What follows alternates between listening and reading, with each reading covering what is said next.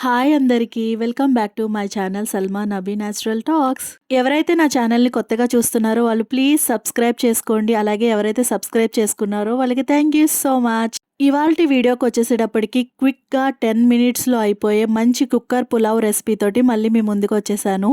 ఎప్పుడు కూరలేసుకొని ఒకేలాగా తినడమే కాకుండా ఇలాగ పులావ్ రెసిపీస్ కూడా ట్రై చేయండి. టేస్ట్ మాత్రం అదిరిపోతుంది. అలాగే ఇది కిడ్స్‌కి లంచ్ బాక్స్‌కి మంచి రెసిపీ. రెసిపీ ప్రాసెస్‌లోకి వచ్చేటప్పటికి నేను ఇక్కడ మీడియం సైజ్ ఆనియన్స్ తీసుకున్నాను, కట్ చేసి పెట్టుకున్నాను. అలాగే ఒక క్యారెట్ కూడా కట్ చేసి పెట్టుకున్నాను పీసెస్ కింద. కొంచెం కొత్తిమీర వాష్ చేసి పెట్టుకున్నాను. అలాగే టమాటాస్‌కి వచ్చేటప్పటికి 2 పెద్ద సైజ్ టమాటాస్ తీసుకున్నాను. మిల్ మేకర్‌కి వచ్చేటప్పటికి మిల్ మేకర్‌ని డైరెక్ట్‌గా వేయకుండా వాటిని హాట్ వాటర్‌లో సాల్ట్ వేసి సోక్ చేసిన తర్వాత ఆ మిల్ మేకర్‌ని తీసుకోవాలి. డైరెక్ట్‌గా తీసుకోవడం కాకుండా ఇలా హాట్ వాటర్‌లో సోక్ చేసిన తర్వాత తీసుకుంటే ఆ మిల్ మేకర్ హాట్ వాటర్ తీసుకొని మంచిగా ఉబ్బుతుందనమాట.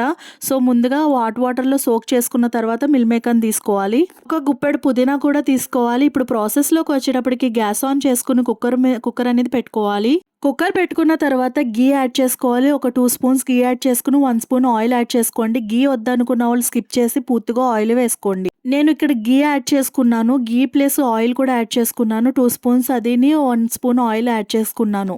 ఆయిల్ అనేది హీట్ అయిన తర్వాత దీంట్లోకి బిర్యానీ సరుకులు వేసుకోవాలి. లవంగాలు, చెక్క, షాజీరా, అలాగే మరాఠీ మొగ్గ ఇవన్నీ ఉంటాయి కదా బిర్యానీ సరుకులు.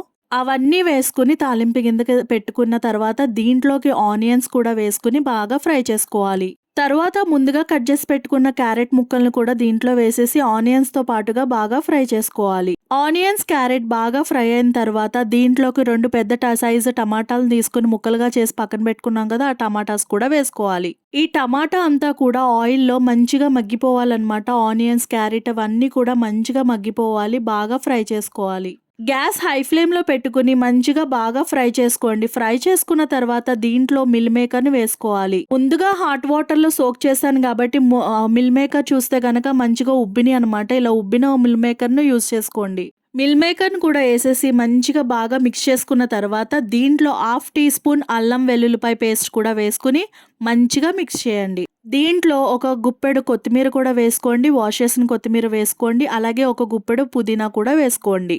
ఈ పుదీనా, కొత్తిమీర అనేవి మంచి ఫ్లేవర్ ఇస్తాయి ఈ పులావ్‌కి. చాలా బాగుంటుంది పులావ్. దీంట్లో 1 టీ స్పూన్ ధనియాల పౌడర్ కూడా వేసుకోండి. ధనియాల పౌడర్ ఫ్లేవర్‌ని ఇస్తుంది ఈ పులావ్‌కి. తర్వాత 1/2 టీ స్పూన్ పసుపు వేసుకోండి.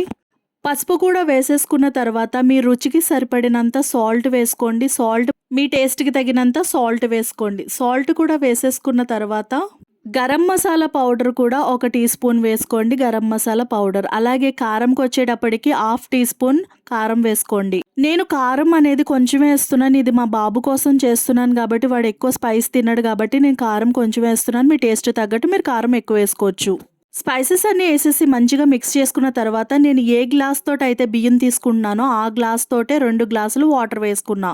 నేను ఇక్కడ బాస్మతి రైస్ తీసుకున్నాను. ఒక గ్లాస్‌కి 2 గ్లాసులు వాటర్ వేస్తున్నాను అనమాట. వేసుకుని మంచిగా కుక్ చేసుకోవాలి. ఇక్కడ నేను వాటర్ వేసేసాను. వాటర్ వేసేసి మంచిగా మరిగేదాకా ఉంచాను. ఇప్పుడే ఎసరు మరుగుతున్న టైంలోనే ఇందులో సాల్ట్, మసాలాలు అవన్నీ సరిపోయినాయో లేదో ఆ ఎసరుని టేస్ట్ చేసి చెక్ చేసుకోండి. తర్వాత ఈ బియ్యాన్ని కడిగి పక్కన పెట్టుకున్నాను, బాస్మతి బియ్యం. ఆ బాస్మతి బియ్యాన్ని ఇప్పుడు మరుగుతున్న ఎసరులో వేసేసుకుని మంచిగా వేసేసుకుని గరిటె పెట్టుకుని మంచిగా మిక్స్ చేసేసుకోవాలి.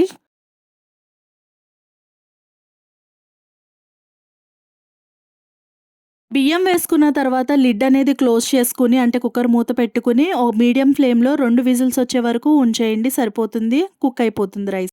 మూత తీసి చూస్తే గనక మన మిల్ మేకర్ పులావ్ అనేది రెడీ అయిపోతుంది. టేస్ట్ మాత్రం అదిరిపోతుంది. లుక్ కూడా చాలా చాలా బాగుంటుంది. నేను చెప్పిన కొలతల్లోని చేయండి. రైస్ మాత్రం పొడి పొడిగా మంచిగా కుక్ అయ్యి టేస్ట్ కూడా చాలా బాగుంటుంది.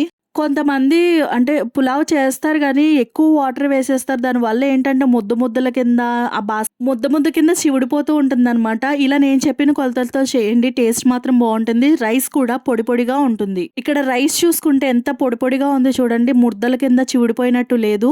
సో, ఇలా మన మిల్ మేకర్ రైస్‌ని ఈజీగా 10 మినిట్స్‌లో చేసేసుకోవచ్చు. ఈ వీడియో మీకు నచ్చినట్టయితే లైక్ చేయండి, షేర్ చేయండి, ప్లీజ్ సబ్స్క్రైబ్ చేయండి. మరెన్నో వీడియోస్‌తో మళ్ళీ మీ ముందుకొస్తా. This is Salma signing off. ఏం ఆలోచిస్తున్నారు? రేపొద్దున ఎలాగో పిల్లల్ని స్కూల్‌కి పంపాలి కదా! ఈ మిల్ మేకర్ పులావ్ చేసేసి స్కూల్‌కి లంచ్ బాక్స్ పెట్టి పంపేయండి.